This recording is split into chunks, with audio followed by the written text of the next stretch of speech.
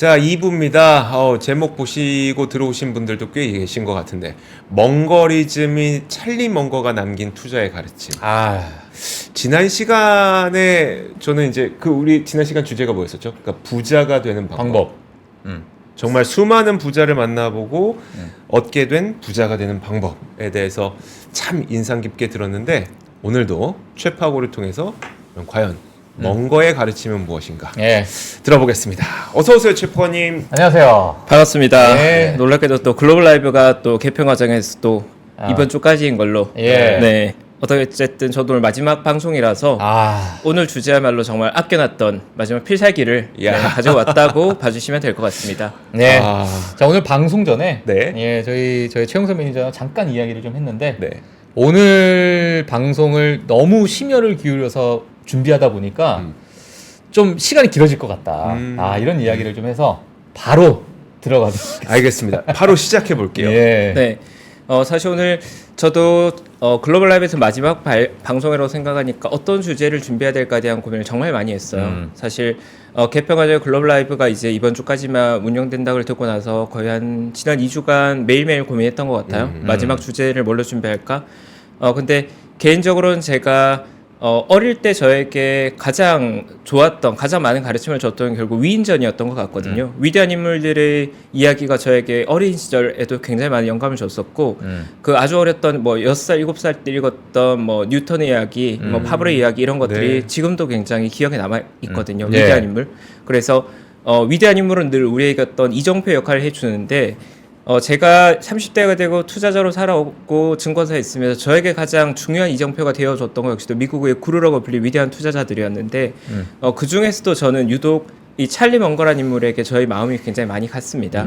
그분의 삶에서 굉장히 많은 가르침을 얻었고, 또 역설적이게도 찰리 멍거가 국내에 그렇게 많이 알려진 투자자가 아니다 보니 지금은 아니지만 과거에는 찰리 멍거와 관련된 정보를 얻기도 되게 어려웠다 보니까 국내 투자자들이 찰리 멍거라는 인물을 이해하기 굉장히 어려운 환경이었던 것 같아요. 10년 전만 하더라도, 지금은 아니겠지만. 그래서 저 역시도 지난 10년이 넘는 기간 찰리 멍거의 텍스트와 찰리 멍거의 문장들을 통해 배워왔는데, 오늘 글로벌 라이브의 마지막 주제는 찰리 멍거를 통해서 그분의 삶에 대한 이야기, 또 그분의 가르침, 또 투자 철학에 관한 이야기를 나누면 아마도 우리의 마지막 이별 선물로 적절하지 않을까 생각해서 준비해왔습니다.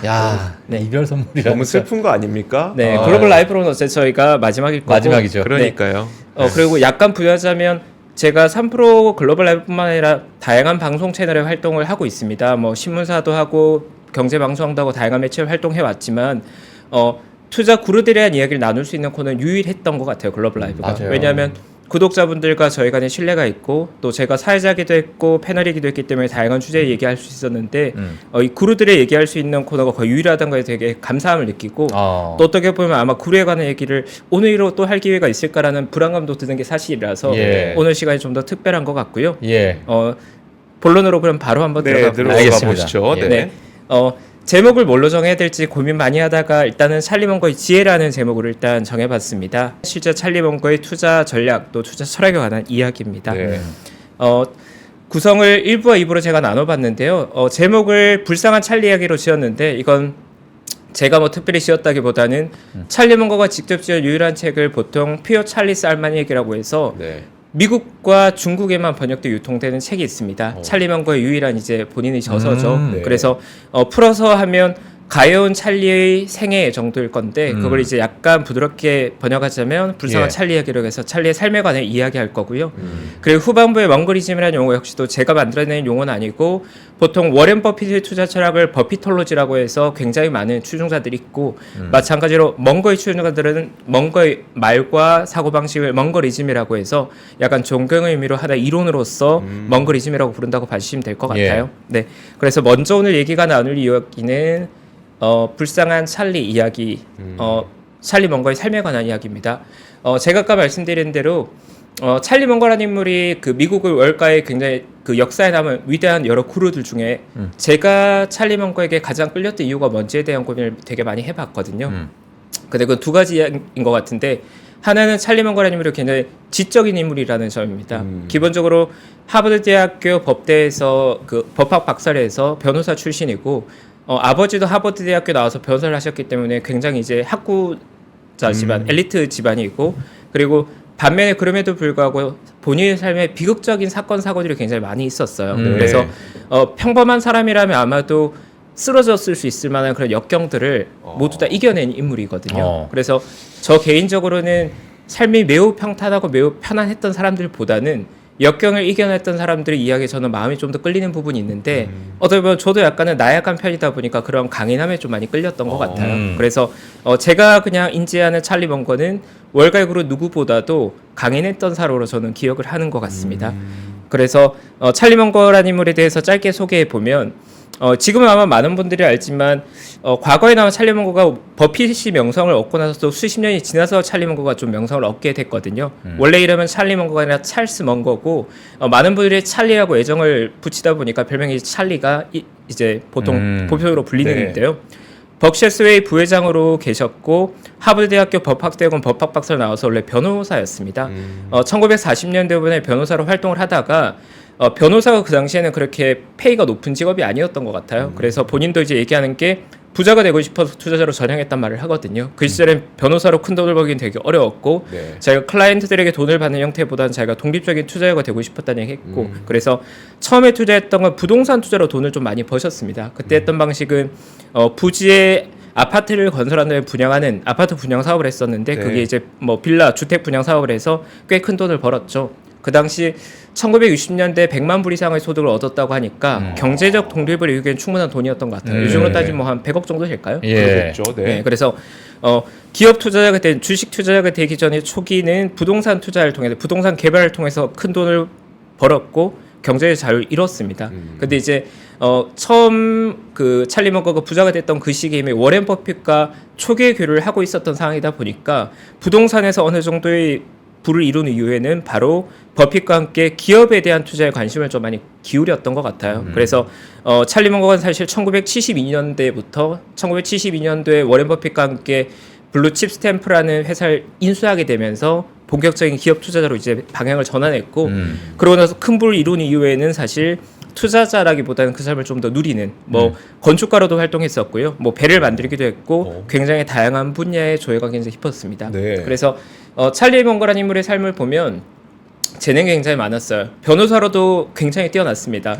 찰리 먼거가 만든 그 변호사 로펌 회사가 먼거 앤 톨스라고 그게 로스앤젤레스에서 지금도 굉장히 잘 성업하고 있는 큰 로펌 법인이고 부동산 투자로도 사실 그 시기에는 굉장히 빠르게 큰 부를 이뤘었고 그리고 기업 투자로도 뭐 당연히 레전드가 됐었고 건축가로서도 꽤나 성공했습니다. 왜냐하면 찰리 먼거가 건축물을 짓는 방식이 많은 대학교에 기부금을 주는데 이 기부금으로 내가 건축해야 되라는 조건으로 기부를 많이 했거든요. 그래서 대학교의 도서관 중에 찰리 먼거의 건물들이 굉장히 많습니다. 그래서 그것마도 굉장히 다재다능한 인물이었죠, 전형적으로. 아니 근데 건축가가 1990년대면 6, 70대 때 건축가가 되신 거예요? 그러니까 건축에 대한 조율 원래 많았는데 사실 건축가나 뭐 배를 선적했다 이런 것들은 경제적 자유를 충분히 이루시고 나서 약간의 좀 자아 실현에 가까웠습니다. 네, 그러니까 고령이 되고 나서도 건축물에 계속 관심을 가졌고 건축에 가지고 있는 조형미나 그런 물리학이 들어간 건축학 이런 것들에 관심이 굉장히 많으셨던 것 같아요.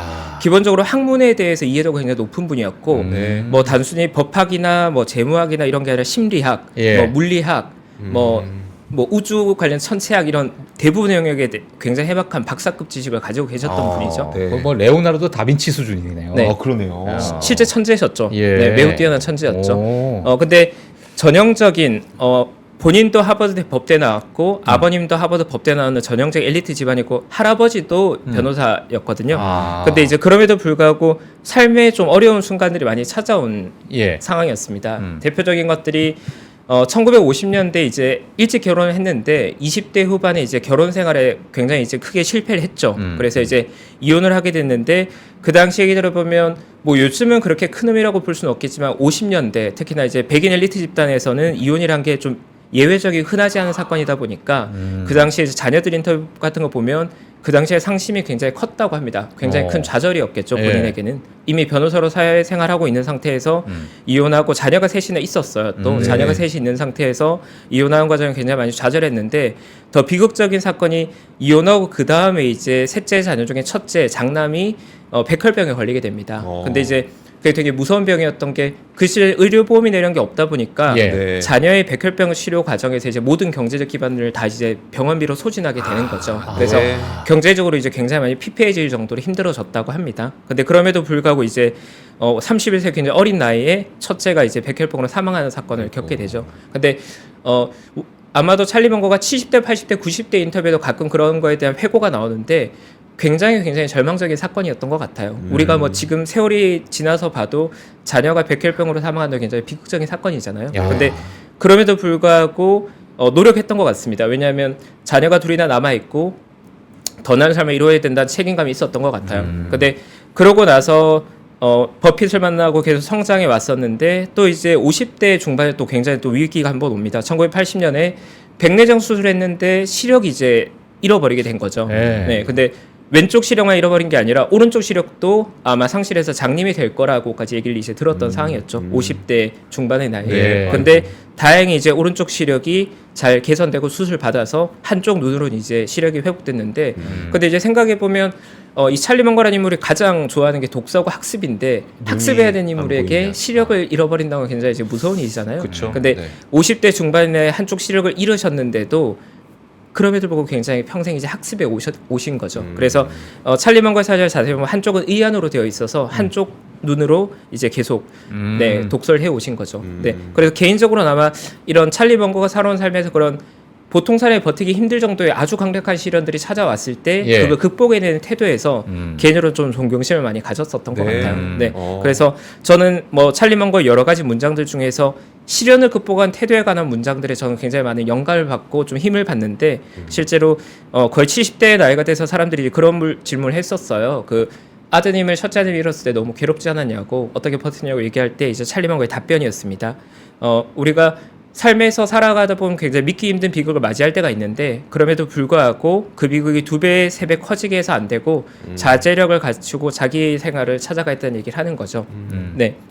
근데 제가 이제 이 시련에 대한 얘기를 왜 하냐 하면 제가 자산관리사로 있다 보면 이 돈에 관련된 문제를 만지게 되잖아요. 네. 그리고 저는 이제 투자 시장에 있다 보니까 투자 시장에서 겪는 문제들 때문에 좌절감을 겪는 분들 저는 정말 많이 만나게 됩니다. 뭐 예를 들어서 실제로 만난 분이 30대 한 중반의 고객분인데 결혼 자금으로 이제 만들어 놓았고 주택 구매 자금으로 만들어 놓은 돈이 있었는데 그걸로 이제 투자를 했는데 그게 이제 잃어버려서 네. 결혼을 못할 상황이 생겼다. 뭐 혹은 뭐 부모님에게 뭔가 큰 자산이 있어서 자산관리 도움을 드리려고 하다가 내가 뭔가 의사결정을 잘못해서 거기에 큰 손실이 생겨서 뭐 부모님이나 가족이 너무 죄송하다 이런 좌절감을 겪는 네. 분들이 있거든요. 투자 시장에. 실제로 시장이 어려운 시기에 대한 그런 좌절감 때문에 너무 괴로운 분들이 많으신데 사실 삶 전체로 보면 돈 문제보다 더 큰 비극들이 언제든 생길 수 있는 거고 투자보다 더 크게 생각해야 된다고 저는 생각하거든요. 그래서 저는 투자 상황에서 너무 어렵거나 저 역시도 투자 시장에 있다 보면 괴로울 때가 있는데 그럴 때 사실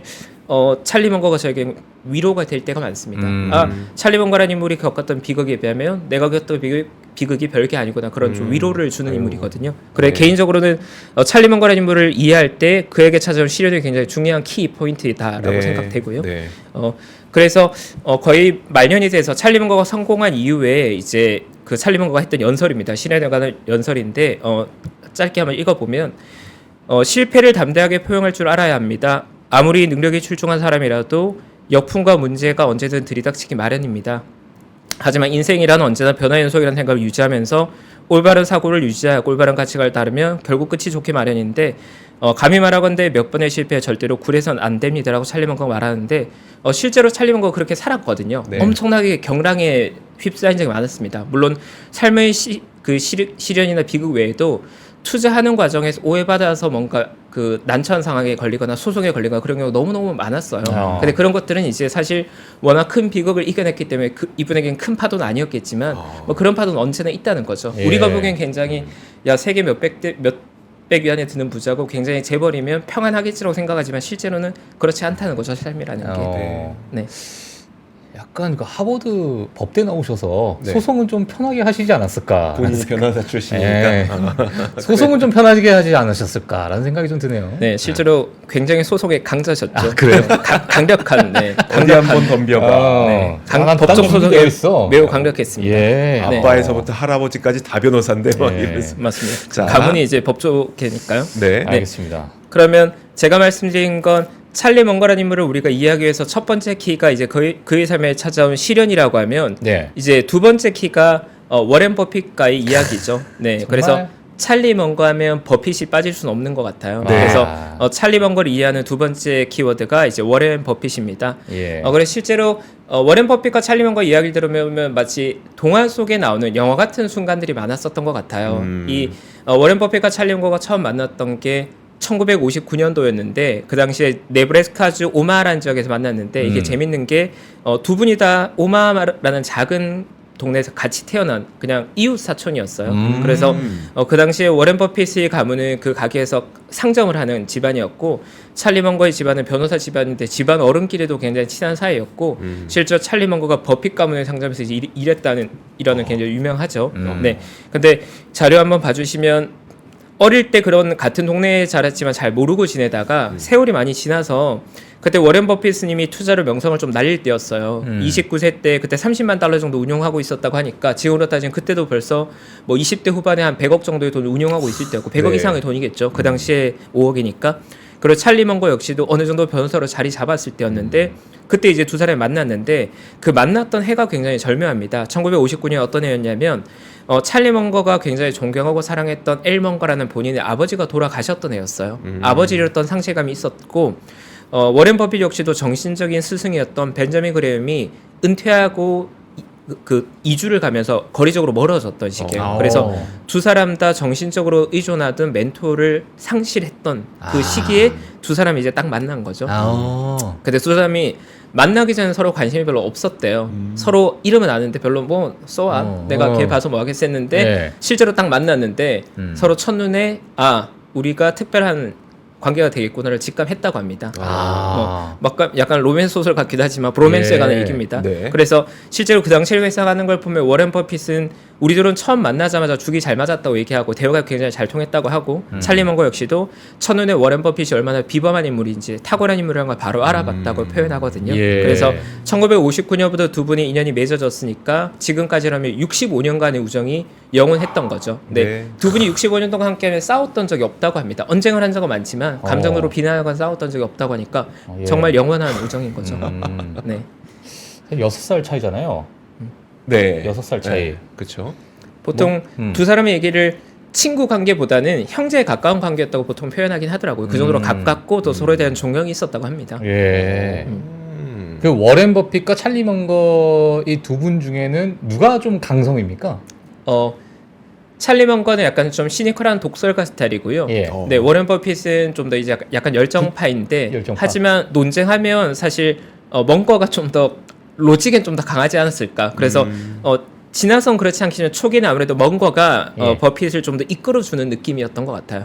그래요? 형이기도 하면서 좀 좋은 자 역할이기도 하고 예. 유명한 일화 중에 이제 그런 게 있죠. 찰리 먼거랑 워렌 버핏 처음 투자한 초기에 먼거가 이제 버핏에게 그런 지적을 했다는 거예요. 버핏이 그 당시에 이미 투자계 천재 좀 엘리트로 명성을 날리고 있을 때 먼거가 네가 제일 존경한 그 벤저민 그레임 스타일 이제 낡은 스타일이니까 그거 좀 버리고 좀 새로운 스타일로 해. 네. 그거 이제 올드한 스타일이야라고 지적을 했다고 해요. 본인의 멘토를 깐 거네요. 그렇죠. 그러니까 버핏 입장에 가장 존경한 인물이 벤저민 그레이엄이었는데 예. 이제 먼거가 오히려 약간 야 그레이엄은 그저 그런 투자자야. 너는 그거보다 훨씬 더 뛰어난 투자자야. 이렇게 얘기를 했다는 거죠. 네. 근데 버핏이 그러한 비판을 받아들였다는 것 자체가 서로에 대한 존경심이 있었다는 거겠죠. 먼거의 조언이 아니면 그런 거 조언 듣지 않았을 텐데 먼거의 말이었기에 버핏이 수긍할 수 있고 그 과정에 버핏은 더 성장할 수 있었던 거죠. 네, 그래서 버핏과 찰리에게서 첫 번째 만남 1959년도 중요하지만 그 다음 이벤트도 중요했던 것 같은 게 1968년 캘리포니아주 콜로라도에서 중요한 이제 또 변화가 있었습니다. 이제 그때는 어떤 해였냐면 59년도에 두 사람이 만나고 나서 이제 친해지긴 했지만 그 이후로는 두 사람이 뭔가 일을 같이 하기보다는 그냥 자주 통화하는 사이였다고 해요. 근데 일주일에 뭐 몇십 번씩 통화할 정도로 자주 통화하고 편지 주고받고 친하게 지냈는데 일은 각자 하고 있었던 거죠. 그때 이제 버핏은 계속 주식 투자자로 있었고 기업 투자로 있었고 먼거는 변호사 일하고 부동산 투자하고 있었던 시기였는데 이제 1968년도 모임에서 뭔가 좀 변하게 됩니다. 이 1968년도에 벤저민 그레임이 캘리포니아에 살고 있어서 워런 버핏이 주도하는 그 크루가 있었어요. 그분들이 이제 벤저민 그레이엄의 제자 그룹이었는데 거기에 전설적인 투자가 굉장히 많이 모여 있는 모임이었습니다. 그게 버핏 그룹이라고도 부르고 뭐 버핏 클럽이라고도 부르고 그 모임에 세콰이어 펀드라고 하는 미국에서 가장 존경받고 오래된 펀드 중에 하나인 그 펀드를 창업했던 빌 루안님 그리고 전설적인 투자인 월터 슐러 같은 인물들이 모여 있어서 그야말로 전설들의 모임이었거든요. 스타 오브 스타였는데 예. 그 모임이 나중에는 빌 게이츠까지 포함해서 거의 60명의 굉장히 미국의 아주 중요한 키 네트워크로 이제 확장되었습니다. 근데 그 모임에서 버핏의 친구들로 모임에 찰리가 들어간 거거든요. 예. 근데 그 크루 전체에서 버핏은 아마 찰리가 가장 특별했던 것 같아요. 그러니까 모임은 60명인데 버핏은 찰리와 가장 가깝고 특별한 우정을 좀 나눴던 거죠. 사람은 많았지만. 네, 버핏이 약간 호스트가 된 그런 모임이었던 거죠. 예. 그래서 1968년도에 그 모임을 하고 나서 버핏은 이제 약간 마음의 결심을 한 게 약간 방향을 바꿨던 것 같아요. 기존에 약간 펀드 매니저 같은 성향의 투자를 해서 버핏 조합이라고 해서 본인이 운용하는 펀드를 하다가 그 다음에 기업을 소유하겠다는 쪽으로 방향을 좀 전환했던 것 같고 68년 버핏 그룹의 첫 모임 이후에 69년대 버핏이 기존에 자기가 투자 조합을 해산시키고 투자자들을 다 돈을 돌려보내고 일본 뭐 버크셔에서의 주주로 남았지만 그러고 나서 72년도에 이제 블루칩 스탬프랑을 인수했는데 이게 이제 중요한 사건인 게 찰리 먼거가 이 아이디를 찾아낸 거예요. 찰리 먼거가 이제 신문을 보다가 이게 굉장히 매력적인 투자계라는 걸 먼저 착안을 한 거죠. 찰리 먼거가 블루칩 스탬프라는 회사가 시장에 나와 있는데 이게 매우 매력적인 투자 기회구나. 그래서 자신의 파트너 릭 게닌이라는 투자자를 초대하고 그리고 버핏을 초대해서 세 명이서 블루칩 스탬프를 같이 공동 인수를 한 겁니다. 각자 산 거예요. 근데 요즘 기준으로 보면 약간 어떻게 보면 좀 매집이니까 법적인 논쟁이 좀 있을지 그 시절엔 그런 규제는 없었던 거니까 각자가 자기 돈 가지고 블루칩 스탬프라는 기업을 계속 사모아간 거죠. 주식을 버핏 그리고 찰리 먼거 그리고 릭 게린 세 명이서 각자 산 거예요. 그래 세 명이서 사서 블루칩 스탬프란 걸 75%까지 지분을 인수해서 자기들이 소유 기업으로 만들었는데 75%요? 네, 특정 기업의 지분을 75% 돈이 많았어요 그때도. 네, 72년도에 이미 아까 말씀드린 대로 버핏은 이미 성공한 투자자였고 굉장히 크게 성공한 투자자였고 먼거도 부동산 투자로 이미 거대한 부를 이룬 상황이었으니까 그걸 기반으로 자금 회사를 인수를 한 거죠. 그래서 이게 첫 번째의 버핏과 찰리의 첫 비즈니스 합작이었던 거죠. 그래서 우리가 보통 투자 역사에서 블루칩 스탬프라고 하면 찰리 먼거와 버핏이 첫 번째 했던 협업 작품인데 어쨌든 먼거가 아이디어를 딱 찾아내고 버핏을 초대한 거니까 첫 시작은 이 먼거가 한 게 맞다는 거죠. 네. 물론 뭐 역량이 더 뛰어나다 뭘 떠나서 이제 버핏의 팬들분 입장에서는 그게 아니다 말씀하실 수 있겠지만 판은 먼거가 깔았다. 네, 먼거의 아니 약간 그냥 좀 너무 저렴하게 얘기하면 먼거는 판을 깔고 이제 버핏이 쩐주였던 약간 그런 네.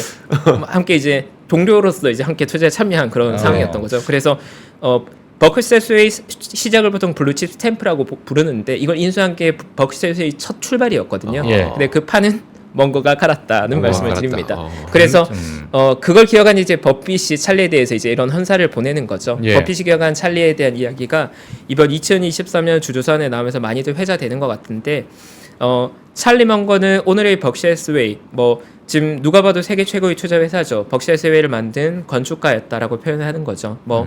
정확한 번역은 설계자라고 하는 게 맞겠지만 개인적으로는 사실 찰리 먼거가 실제 건축가였고 실제로 버크셔스웨이는 거대한 빌딩 건축물이라고 생각하면 그걸 건축했던 분이가 저는 개인적으로 의역해서 건축가로 해석을 받고 큰형 같기도 하고 또 자상한 아버지 같기도 했다고 합니다. 실제로 버핏이 찰리 먼거에게 의지했던 적도 많았던 것 같고요. 먼거가 옳다는 걸 알 때도 항상 찰리 먼거가 본인이 옳을 때도 버핏 자신에게 주도권을 내줬다고 합니다. 배려해줬다는 거죠. 네. 그리고 자기가 실수했을 때도 절대로 그 실수를 지적하거나 거론하지 않았다고 하거든요. 형이네 형. 그러네요. 진짜 큰 사람이었네요. 큰 사람.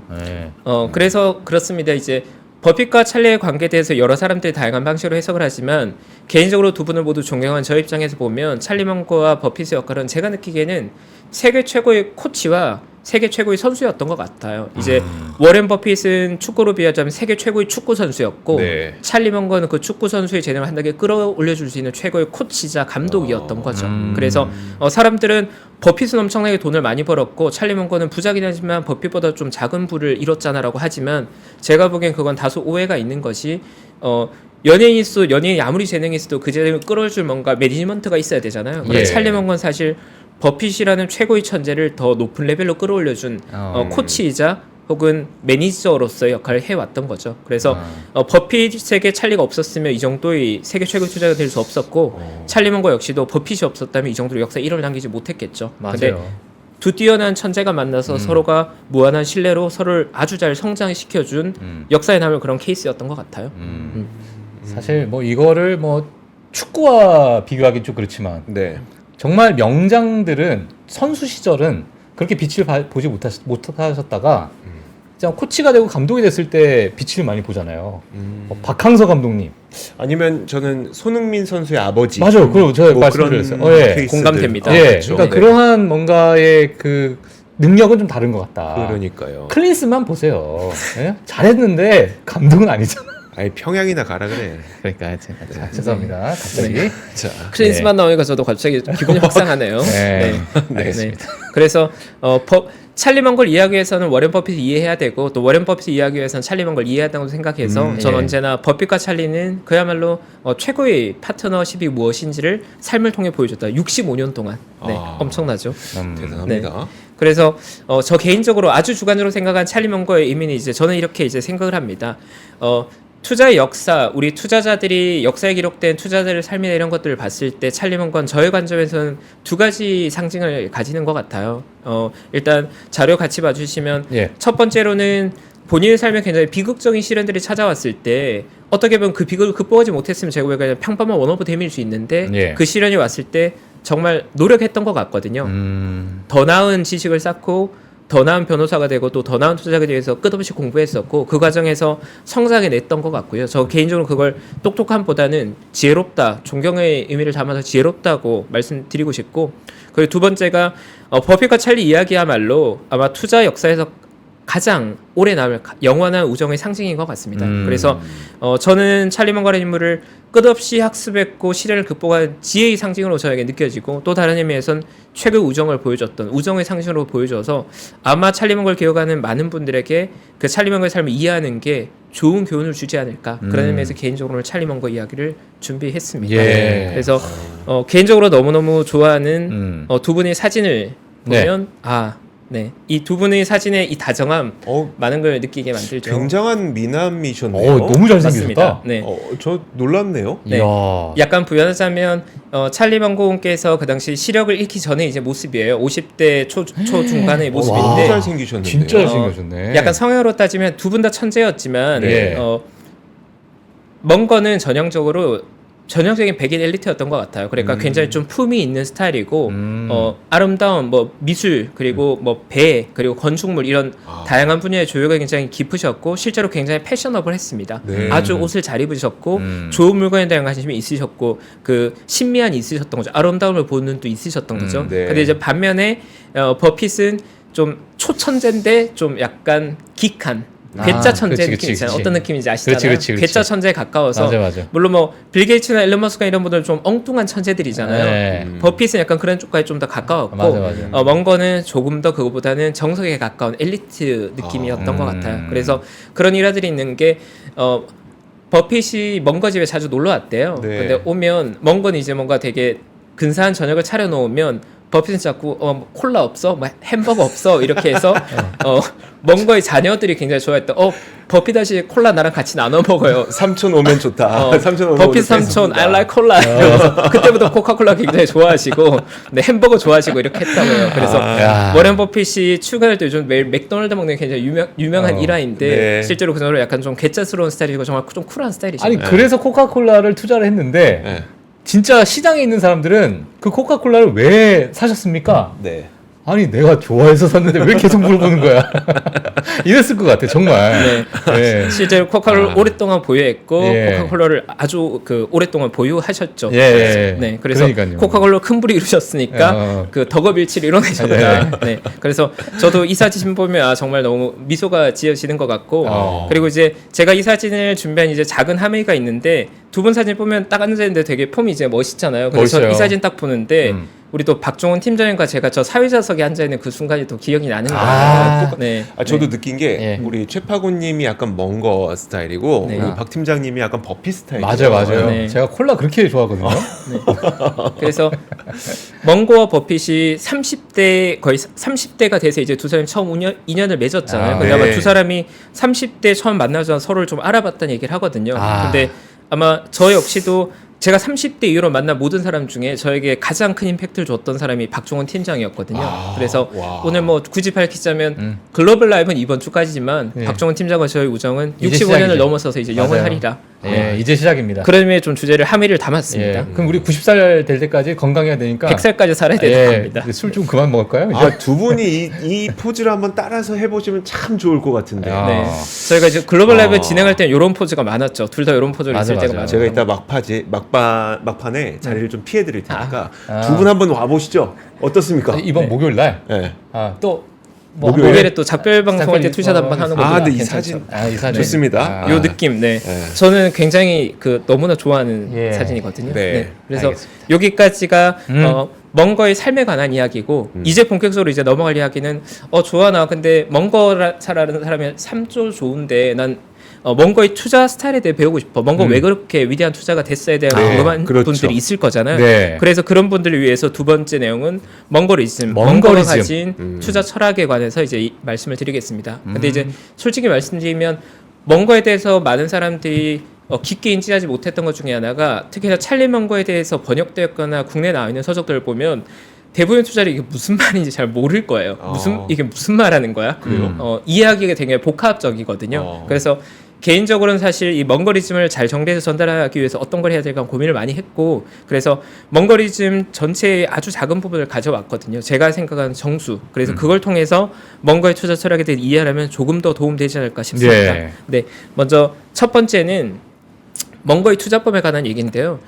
찰리 먼거의 투자법이란 게 사실 대부분 우리 가치 투자자들의 투자법과 일치한다고 봐도 될 것 같아요. 실제로 아까 말씀드린 찰리 먼거가 직접 썼던 책인 푸어 찰리스 알마닉이라는 책에 보면 찰리 먼거가 어떤 식으로 투자하는지에 관한 투자 전략을 나와 있는데 총 4단계로 나와 있어요. 근데 그 4단계가 제가 느끼기에는 너무나 익숙하다. 우리 같은 보편적으로 밸류 인베스터라고 부르는 사람이 보편으로 쓰는 방법으로 느껴지는 내용이었는데 일단 첫 번째 전략은 투자 대상을 한정적으로 선정하는 겁니다. 이제 능력 범위라고도 보통 표현하는 건데 어떤 투자안이나 투자 아이디어가 나에게 왔을 때 그 투자 아이디어가 매력적인가?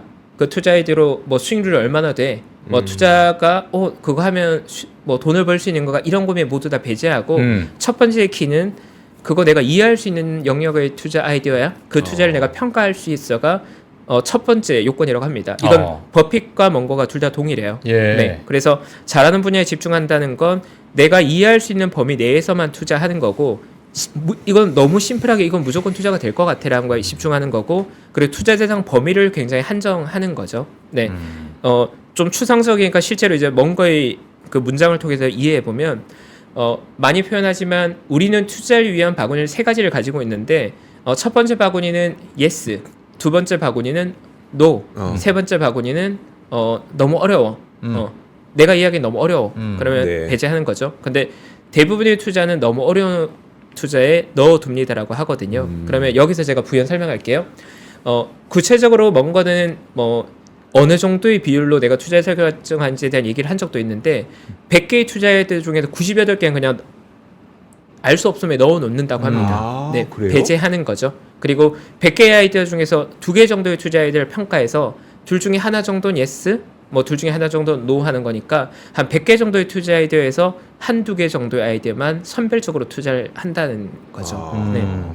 근데 왜 그렇게 하냐면 이제 벅시 해서웨이가 지금 역대 최대의 현금을 가지고 있다는 기사들을 많이 볼 거예요. 그러면 많은 주주들은 현금 왜 안 쓰고 있으세요? 그 현금 두면 기회비용에 날아가잖아요 하거든요. 근데 버핏이 그 표현은 그런 얘기를 합니다.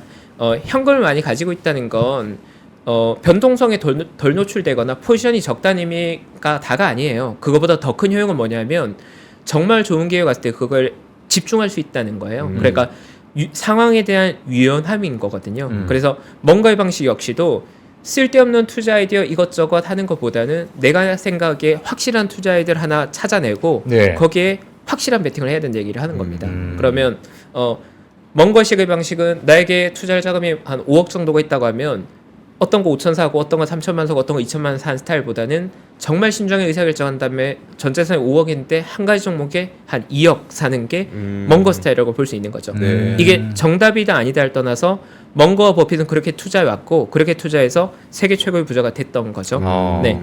그리고 두 번째는 그렇게 굉장히 제한적인 투자 대상을 선정하고 나서 그 다음에 그 기업에 대한 평가를 합니다. 보통은 기업이니까 기업에 대한 평가를 하겠죠. 네. 기업에 대한 평가는 총 3가지인데 정성평가, 정량평가, 경영진평가인데 이건 이제 모두 다가 아는 내용이죠. 정성평가라고 하는 건 그 기업의 퀄리티에 대한 얘기를 하는 겁니다. 이 기업이 어느 정도 레벨의 기업인가 그리고 고객들과 봤을 때 고객들에게 굉장히 잘하는 고객들의 평판이 굉장히 좋은가 그리고 그 산업이 성장하고 있는가 이런 것들이 정성 분석에 해당될 거고 예. 반면에 정량적 분석은 뭐 캐시플로는 어떤가 고정자산은 훼손되어 있지 않은가 무형자산의 가치는 확장되고 있는가 그리고 경영진 평가는 그 기업을 경영하고 있는 사람들은 어떤가인 건데 보통 이 2단계를 제가 아주 심플하게 그냥 부연해서 설명드리면 기업의 현재를 그냥 면밀히 살펴보는 거예요. 면밀히 살펴보는 건데 보통 밸류 인베스트들이 정량적 평가에서 가장 중요하게 생각하는 건 보통 ROE를 가장 중요하게 봅니다.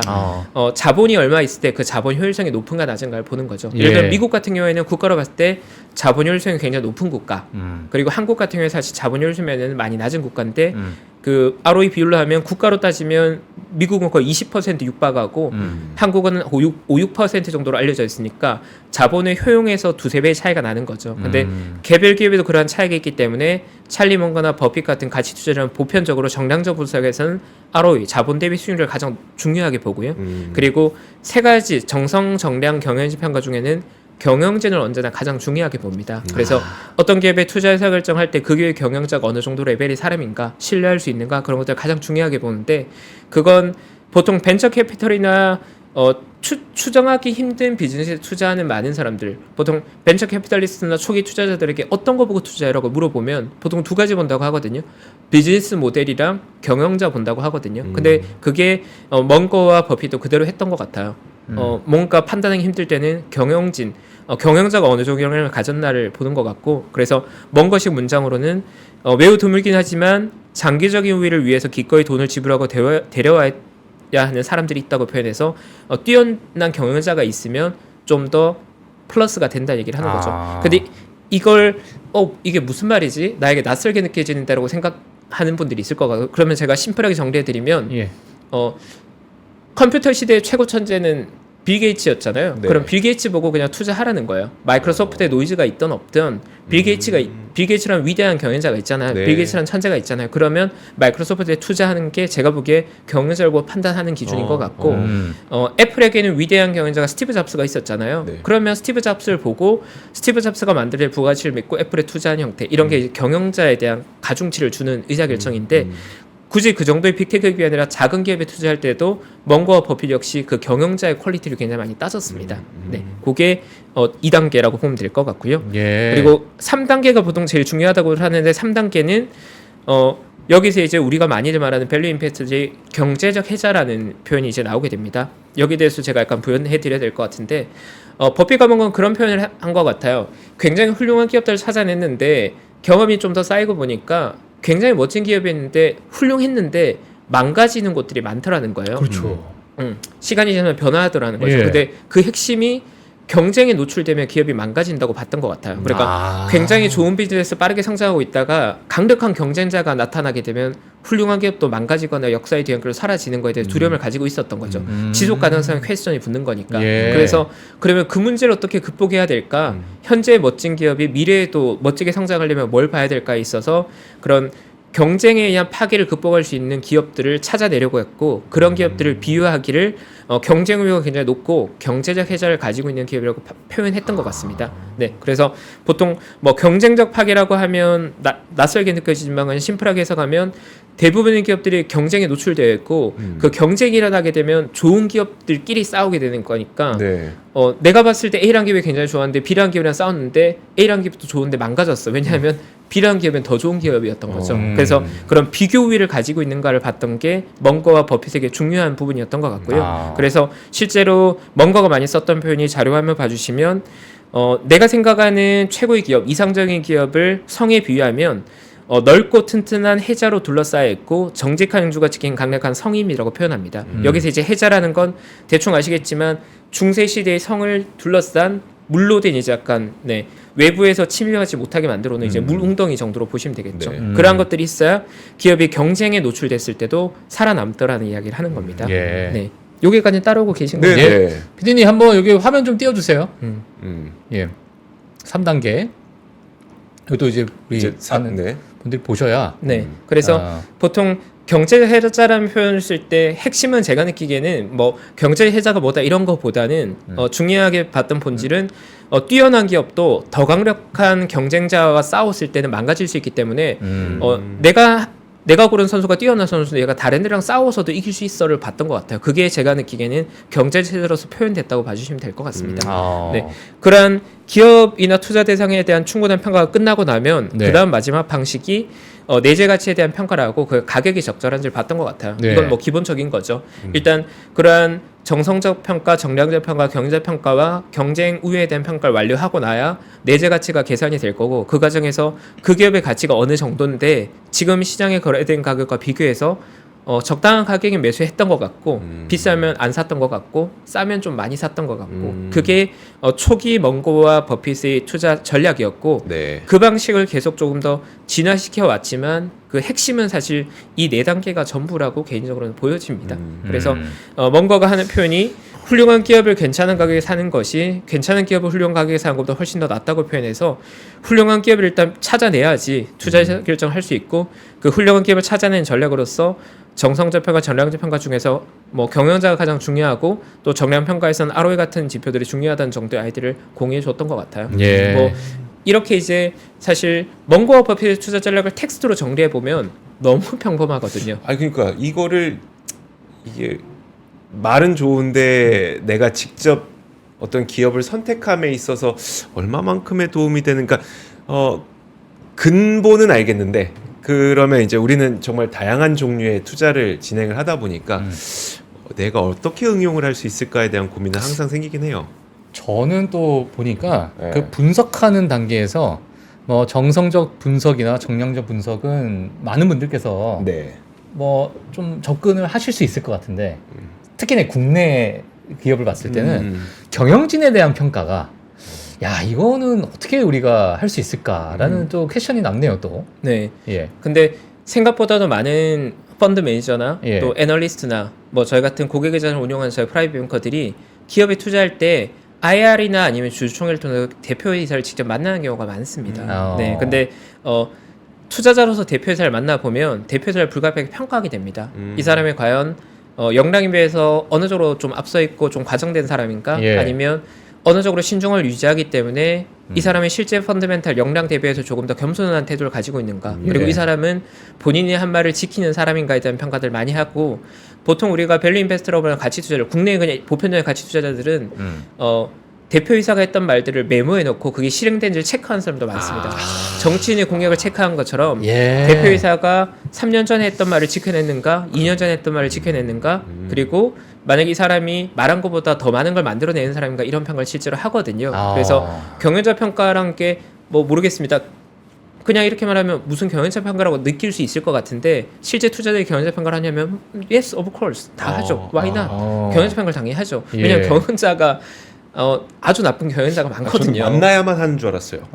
경영자를 만나야만 하는 줄 알았는데 우리 같은 사람들이 만날 수 있냐? VC 같은 경우야 뭐 CEO들 오라 그래갖고 어차피 우리가 돈 싸줄 거니까 너희 와봐 할 수 있는데 우리가 못 만나는데 그게 아니라 실제로 컨퍼런스 콜에서 경영자가 했던 얘기와 그것이 지켜지고 있는지 여부가 판단할 수 있는 근거가 되네요. 그리고 실제로 IR 같은 거 보면 작은 기업들은 오너가 직접 IR 하는 경우도 있어요. 그러니까 투자자를 대상으로 한 IR 말고 뭐 예를 들어 경제 TV에 나오거나 이런 매체에 나와서 IR 한 거 뭐 3%도 대표이사를 직접 불러서 IR 하지 IR 담당자를 부르지 않잖아요. 그렇죠. 그럴 때 우리가 보는 거죠. 이 사람이 말로만 과연 꿈을 꾸고 있는가 아니면 그걸 실행시킬 역량이 있는가 그건 중요하다고 이제 보는 정말, 거죠. 들어보니까 우리나라도 가야 할 길이 좀 먼 것 같습니다. 나라의 문제로. 네. 그래서 네. 제가 이제 여기까지 찰리 먼거의 투자법에 대한 말씀을 드리면 이제 이렇게 되거든요. 보통 분들은 뭐 why, what 그러니까 왜 그러한 투자가 이루어져야 된 거 그런 본질에 대한 얘기를 다 설명을 드려도 예. 마지막에 그리고 물어봐서 그래 구체로 뭐 어떻게 하는 건데 이렇게 물어보시거든요. 그래서 제가 how to 찰리 먼거가 어떻게 투자했어라는 how to에 대한 방법론을 가져왔지만 여기서는 사실 큰 영감을 못 받는 분들이 더 많을 거라고 저는 인지를 하고 있습니다. 예. 그래서 저는 나름 친절한 최파고잖아요. 그렇죠. 그래서 이렇게 디테일하게 찰리 먼거가 본인의 투자법을 설명하고 있지만 네. 많은 분들이 어떻게 so 투자해야 what? 돼? 그래서 나 무슨 말인지 모르겠고 잘 느낌이 안 하라고 느낄 게 뻔하기 때문에 예. 제가 그보다 훨씬 더 간략한 형태로 아이고. 그 본질에 대해서 조금 더 추상적으로 전달 드려볼게요. 네, 알겠습니다. 네, 제가 생각하는 먼거식 투자 방법은 사실 이 문장에 다 나와 있는 것 같아요. 네, 이 문장 제가 아주 좋아하는 문장이죠. 네, 찰리 먼거는 이제 그런 표현을 많이 해요. 주식시장에 투자하는 방식은 경마장에서 하는 페리뮤추얼 방식과 비슷하다는 얘기를 하는 거죠. 그러니까 페리뮤추얼 방식, 경마장에 비유하는 이유는 두 가지인데 하나는 배율이 그러니까 맞췄을 때 어느 정도 수익률이 나오는지가 있고 그리고 승률이 있다는 거예요. 이게 제가 많이 표현하는 기대 수익률과 예측 가능성. 그러니까 승률 곱하기 이겼을 때의 그 퍼센트를 본다는 거죠. 그러니까 예를 들어서 뭐 아주 단순한 게임 같은 경우에는 승률이 50대 50이고 이기면 2배 받고 지면 제로가 되는 게임인데 예. 주식 투자는 그런 게임이 아니라 어떤 게임은 이겼을 때 10배 수익이 나고 어떤 게임은 이겼을 때 뭐 30% 수익 나고 수익률 값이 편차가 크다는 거죠. 그렇죠. 네. 직관적으로 이해되죠? 예. 왜냐하면 실제 먼거와 버피 투자했던 방식 어떤 투자는 하나의 투자권이 10,000%가 넘는 수익률을 우리에게 주기도 했거든요.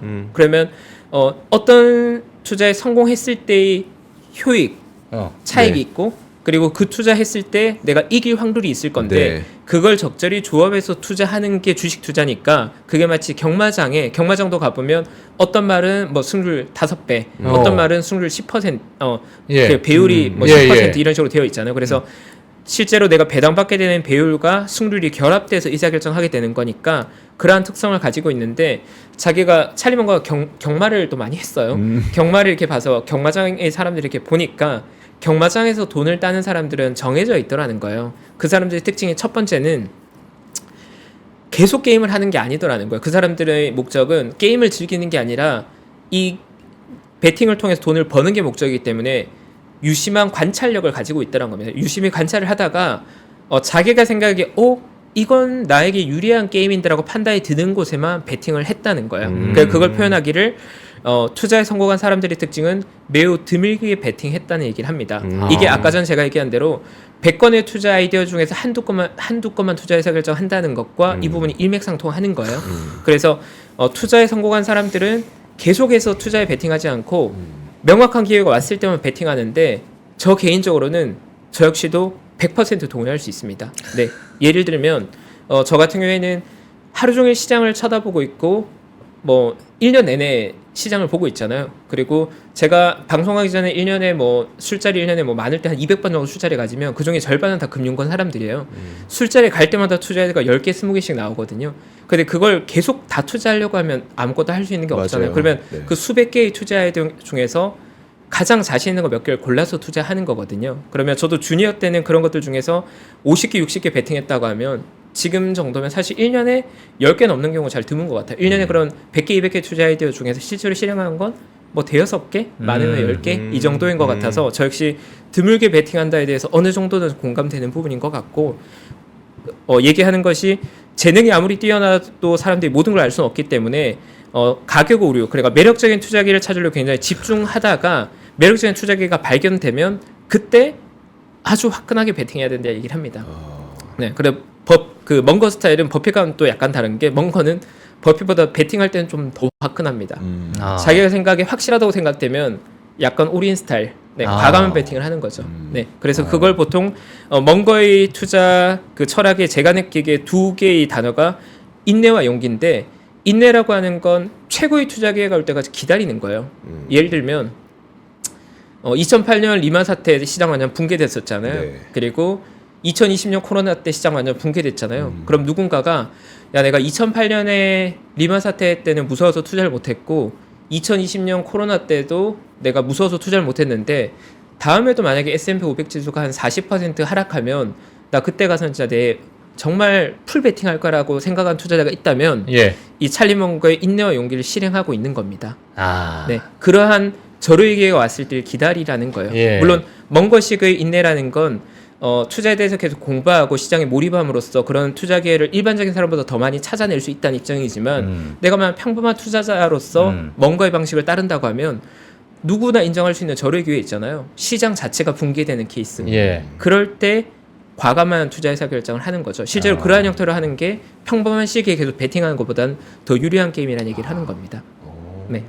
그게 역사상 처음 있는 붕괴다. 다시는 안 돌아오더라. 그런 순간이면 어떡합니까? 정말 이번엔 다르다. 예. 정말 이번엔 시장이 다 끝장난다. 끝장났다. 그럴 때 이제 가치 투자자들은 이렇게 얘기하죠. 지금 내가 투자해서 망하면 나만 망하는 게 아니라 전 세계가 다 망하는 거니까. 그럼 뭐 돈이 무슨 의미 있어? 그렇죠. 예를 들어 뭐 그런 거 있잖아요. 미국과 중국에 전쟁이 나왔어. 예. 주가가 한 3분의 1 토막이 났어. 예. 네. 그때 이제 투자하면서 야 지금 투자해서 복구 때문에 우리 그냥 다 전 세계 인류가 멸망하고 이런 느낌으로 투자하는 거죠. 네. 사실 그 코로나 때 투자하고 그런 심정도 좀 했었던 게 코로나로 지금 전 세계가 다 지금 죽어가고 있는데 뭐 이 돈이 무슨 필요해서 그냥 난 투자할래 이렇게 투자한 분도 있을 거예요. 약간 자포자기, 약간의 자포자기. 맞네. 근데 어쨌든 확실한 건 극한의 공포가 최고의 매수 기회를 제공하는데 그러한 기회를 활용하라고 이야기합니다. 먼거와 버핏은. 네. 그러니까 이런 거네. 그러니까 우리가 남들 다 막 돈 벌고 있다. 엔비디아 300% 올랐다 그래서 막 속상해갖고 내가 뭐 잘못하고 있는 게 아닐까라고 생각이 들 수도 있겠지만 반면에 먼거의 투자 조언을 철저하게 그러니까 실천하려고 기다리고 계시는 분들일 수도 있겠네요. 맞습니다. 너무 포모를 가질 필요가 없겠네요. 버핏과 먼거의 관점에서 지금의 시장은 투자하기 좋은 시장은 절대 아니죠. 네. 그리고 이어서 그래서 먼거 역시도 버핏과 비슷한 조언을 해주는 것 같아요.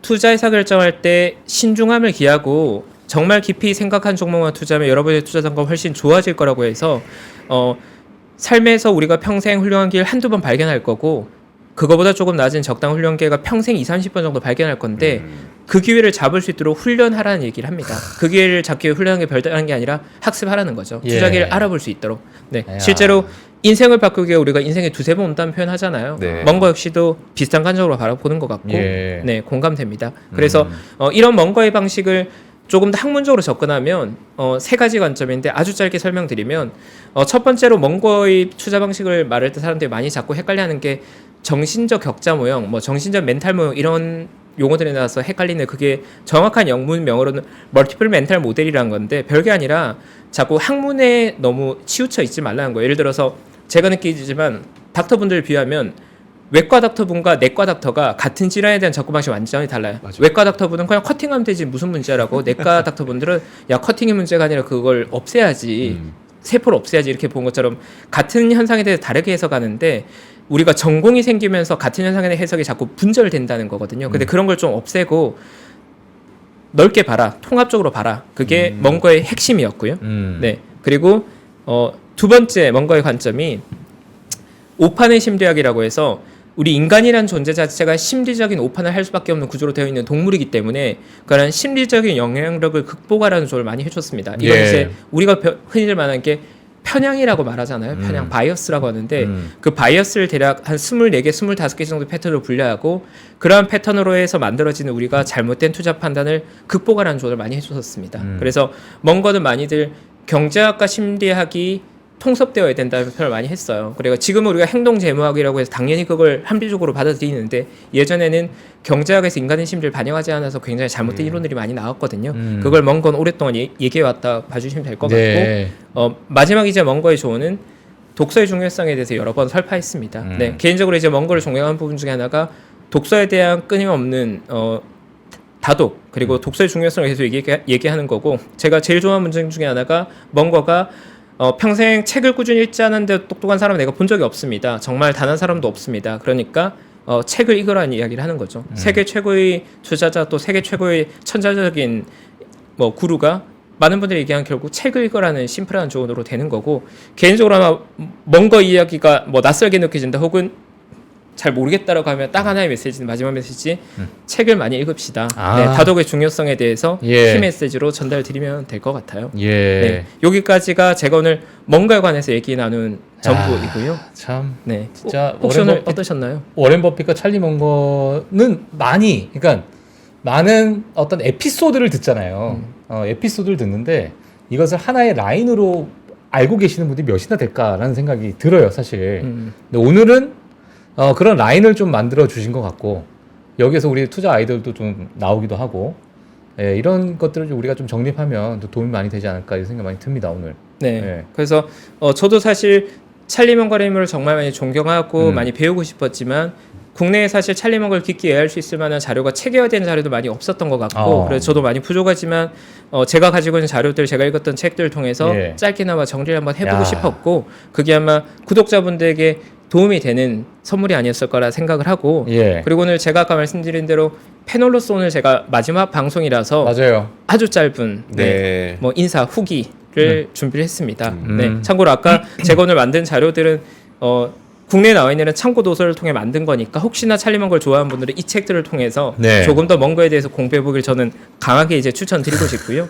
네, 그리고 저희 이제 마지막 메시지는 글로벌 라이브가 어쨌든 이번 주까지잖아요. 내일과 내일 모레 이틀이 남아 있는데 개인적으로 소회가 굉장히 깊습니다. 이 글로벌 라이브 제가 정말 제 그 30대 후반에 가장 많은 열정과 그 시간을 쏟아부은 코너였거든요. 맞아요. 네, 그래서 제가 한번 되돌아보니까 글로벌 라이브 제가 한 350번 정도 나왔더라고요. 네, 그래서 그렇게 많이 나왔어. 글로벌 라이브가 아마 2020년 8월에 만들어지고 지금까지 운영된 걸로 알고 있는데 출연 횟수로는 아마 제가 거의 1등이고 박종훈 팀장이면 넘버 2 정도 될 것 같습니다. 네, 그래서 제가 글로벌 라이브에 출연하는 횟수가 한 350회 정도 되고 방송 촬영 시간, 뭐 방송 준비 시간, 이동 시간이니까 한 2,000시간 정도 썼더라고요. 근데 2,000시간이면 제가 사실 웬만한 대학원 가서 석사학위 받을 수 있는 시간이거든요.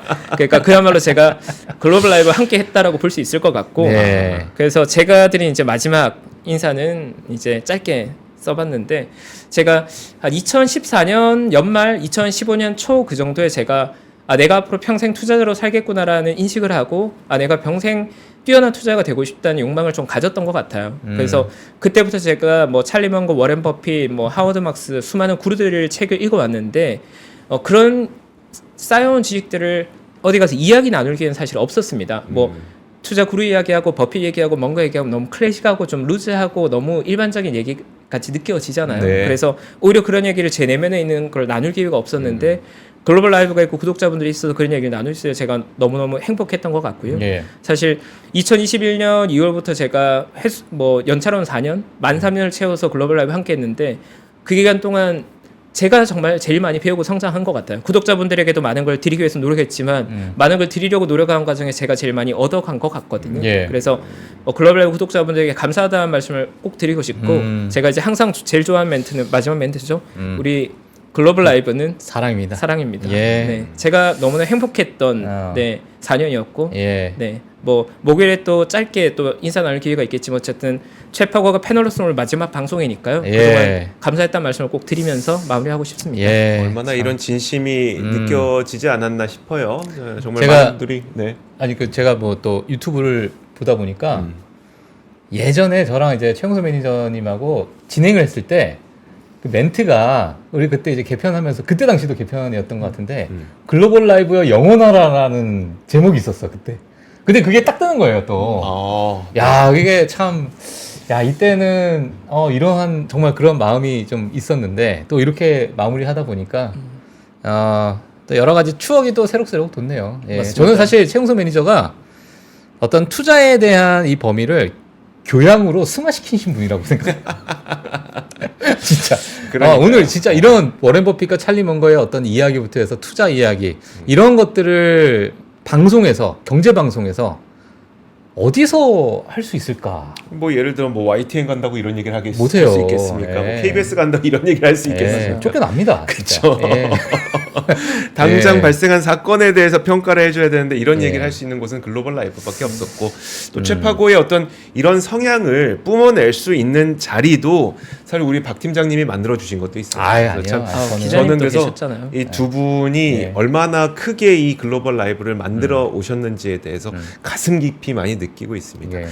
자, 오늘 그 최파고님이 마지막은 아닙니다. 목요일에 저희가 또 특별한 시간을 마련했어요. 그동안 네? 글로벌 라이브를 빛내주셨던 우리 출연자분들을 함께 모셔서 시간을 보내는 그런 날을 이번 주 목요일에 마련을 해놨으니까 자, 그날 또 다시 뵙도록 하겠습니다. 네. 어쨌든 출연자로서는 마지막 인사를 해주셨지만 그래도 목요일에 또 뵐 내일 모레. 겁니다. 네. 내일 모레.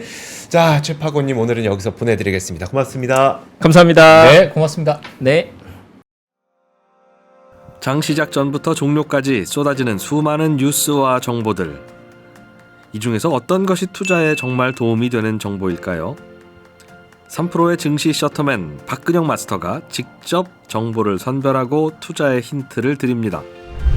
시간도 아끼고 투자 아이디어도 얻는 시간, 박근영 부장의 마켓 힌트와 함께 하세요. 자세한 사항은 3프로 TV 앱과 홈페이지를 확인하세요.